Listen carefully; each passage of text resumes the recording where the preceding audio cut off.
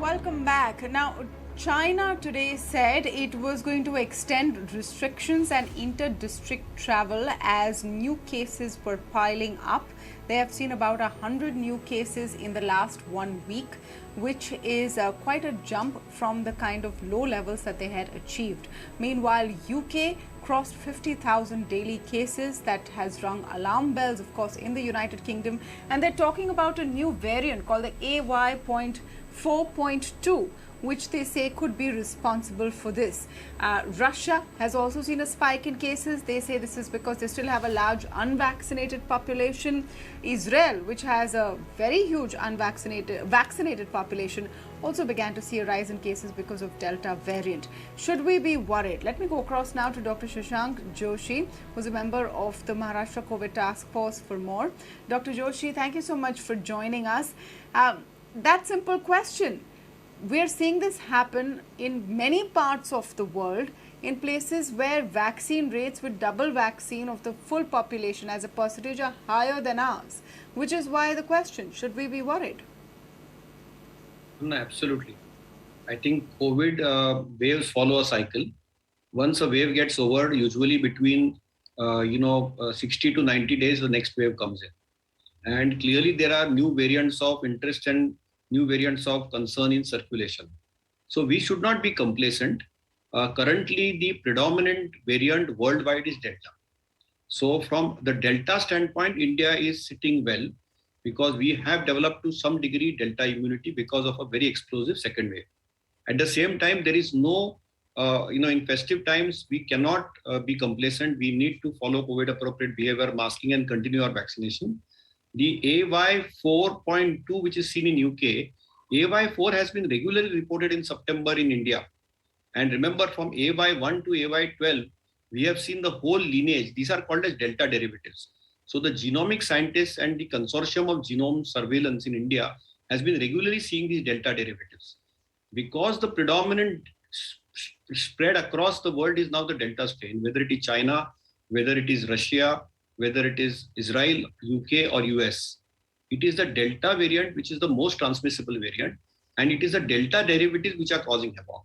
The problem is that Delta AY.4.2 is a little different variant. It is a little more transmissible, and as we are opening up more and more, double masking or single masking is the main thing which will prevent all variants of interest and concern. So very clearly we should be worried. It is unlikely a third wave will come for the next 2 to 3 months. But we cannot be reckless. We still need to be responsible. We still need to be careful. We need to continue our vaccination. We need to continue our masking. And if you have the earliest symptom, we have self-testing available now. Test immediately, isolate immediately, and do contact tracing. So our public health surveillance system will have to be vigilant for the next 3 to 6 months. And our COVID appropriate behavior and protocols will have to be in place for the next 3 to 6 months. There is no question asked about it. Otherwise, we will again have a boomerang.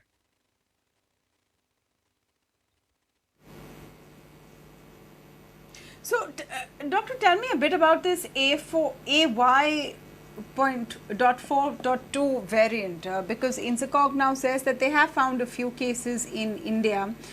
How are we going to ensure that they don't spread very, very quickly? And do we know if this is a more infectious strain, if this causes more severe disease?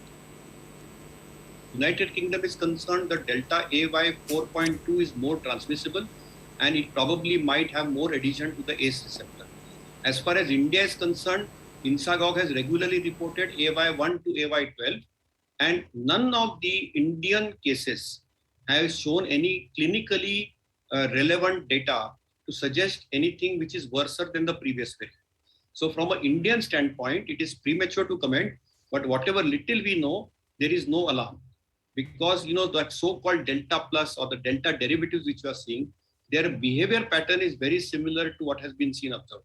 The only thing which we are observing now, for example, in Mumbai, we are still reporting 300 to 600 cases. The unvaccinated groups are the ones where the mortality is being seen. The partially vaccinated group also we see some mortality. In the vaccinated group, the disease is asymptomatic, mild to moderate. Of course, an occasional exception can occur, but predominantly it is the unvaccinated group which is now driving the so-called little mini spurts or mini spikes. So it's very, very crucial that we go to the last mile and vaccinated most of the people as quickly as possible. at least with one dose and at least if possible with two doses. That's really the key. Yes, there are no major causes or threats. We have seen many of these delta derivatives, and remember that delta derivatives will be more transmissible, but whether they will be more fatal, we don't know. It's unlikely. And whatever little India clinico-genomic correlations we are available with us, at least from Maharashtra state, I can assure you that there is nothing serious about it except that it spread faster.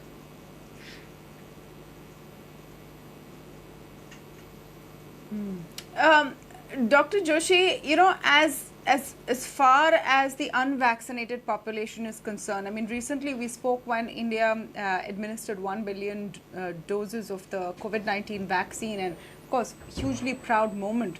But considering the size of India's population, you still have, by all estimates, 25 to 30 crore people who perhaps have not been vaccinated at all.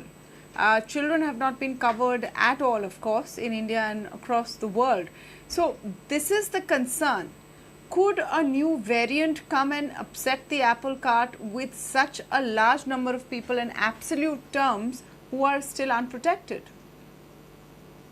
So our current focus in COVID is to prevent and have zero COVID deaths and prevent people with severe COVID. Breakthrough infections may occur, but they'll be minority. You are absolutely right that we need to cover the last mile. We need to map these 20-25 crore population. Children vaccination also will be needed, and it will be done. It will take next 3 to 6 months, and that is where our focus is. Till that is being completed, and as we are ramping up our vaccination strategy, we will still need to continue our surveillance. We'll still need to follow our COVID appropriate double masking and behavior and protocols and adherence to them. And we should not be reckless and irresponsible. In festive times, we should avoid crowds. We should be in our own bio bubble. We should behave responsibly. If we get any symptoms, immediately test and isolate ourselves. Immediately contact people you have been contacting with and do contact tracing so that we can contain this invisible virus, because there is active virus in circulation even now. Though it has come down substantially, I must tell you very honestly, Tamanna, that across India, we can see that the active cases have come down tremendously, and second wave is on its last leg now. And therefore, it is very important that we are on our guards from our public health surveillance, vigilance, and we should, in the next 3 months, be very cautious and careful and not reckless and irresponsible.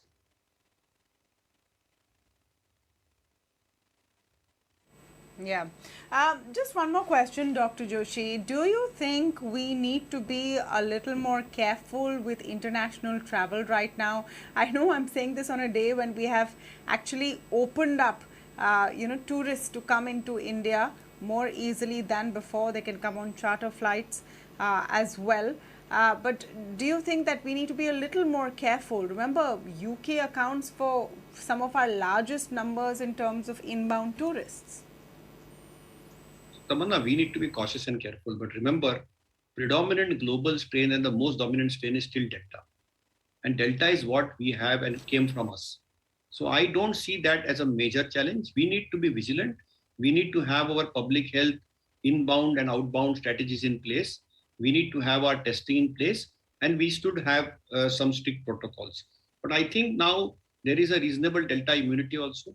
So unless and until there is a major variant of concern which is red flagged by global agencies, I don't see the major challenges. As long as we mask and as long as we follow protocols, I don't see there are major challenges even for international travel, because gradually the world is unlocking, and we know for sure that right now we have to be cautious and careful for those geographies where WHO or various global agencies raise a red flag.